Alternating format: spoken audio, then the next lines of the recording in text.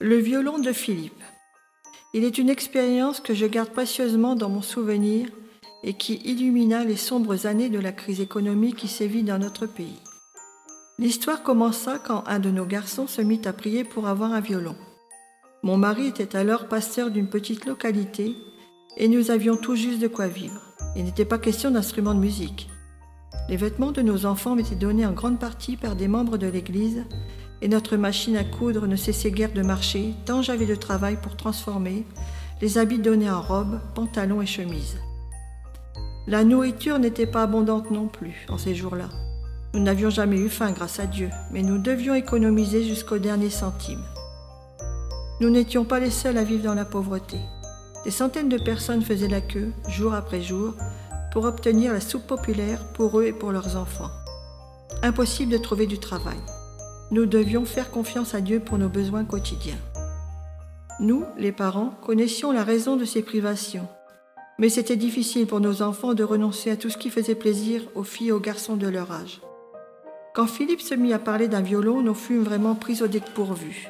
« Vous ne pouvez pas m'en acheter un ? À l'école, ils nous donnent des cours de violon gratuitement, mais uniquement pour ceux qui possèdent l'instrument. » La gorge serrée, j'essayais de lui expliquer de mon mieux l'impossibilité de cet achat, en lui disant que nous devions être reconnaissants à Dieu d'être en bonne santé et d'avoir toujours eu à manger. Philippe avait toujours été un enfant très réfléchi. Quand j'eus fini de parler, il se plongea dans ses pensées quelques minutes, puis, levant ses yeux sur moi, voilé de larmes, il me dit « Maman, si Dieu peut nous donner tout ce que nous lui avons demandé, pourquoi ne me donnerait-il pas un violon ?» Que pouvais-je répondre ? Que nous devons toujours demander à Dieu des choses qui sont selon sa volonté. Que s'il voulait vraiment qu'il joue du violon, il pouvait certainement pourvoir à l'achat de l'instrument. Mais je dois admettre que ma foi fléchissait. Je lisais dans ses grands yeux son ardent désir, et je savais que des leçons de musique lui feraient le plus grand bien. Finalement, je lui dis sans trop d'empressement, « Philippe, si tu crois vraiment que tu ne cesses de prier, je pense que Dieu peut te donner ton violon. » Sa figure s'illumina. « Alors je vais prier tous les jours jusqu'à Noël, déclara-t-il. » Je me dis, « Noël est encore loin, il oubliera cela durant ces quelques mois. » C'est là que je me trompais grandement, car chaque soir, au culte de famille, notre Philippe ne manquait pas de demander à Dieu son violon. À mesure que le temps passait, j'éprouvais un certain malaise. Je me mis à chercher du travail pour gagner la somme nécessaire à l'achat, mais chaque fois que j'avais mis de côté quelques économies, un besoin plus urgent se présentait et j'en revenais à zéro. « Seigneur, suppliai-je, aidez-moi à trouver l'argent nécessaire. Cet enfant croit fermement que sa prière sera exaucée. Sa foi ne doit pas être ébranlée. Pauvres, faibles, mortels que nous sommes. Si nous pensons que la réponse à nos prières dépend de nous, nous croyons connaître la méthode que Dieu emploiera pour l'exaucer. » J'essayais de prier avec la même foi que Philippe, mais le ciel semblait d'airain et aucune réponse ne fut donnée à nos supplications.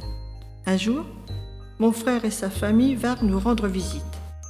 Après le dîner, tandis que les enfants jouaient dans le jardin, ma belle-sœur fit une remarque qui me fit sursauter. « Nous nous sommes demandé si Philippe aimerait avoir un violon, dit-elle. » Incapable de parler, je l'écoutais m'expliquer qu'il devait en acheter un neuf pour leur fils et que Philippe pouvait prendre celui qu'il avait maintenant s'il le voulait. S'il voulait un violon, je racontais alors depuis combien de temps il priait pour cela, tout fut arrangé sur le champ.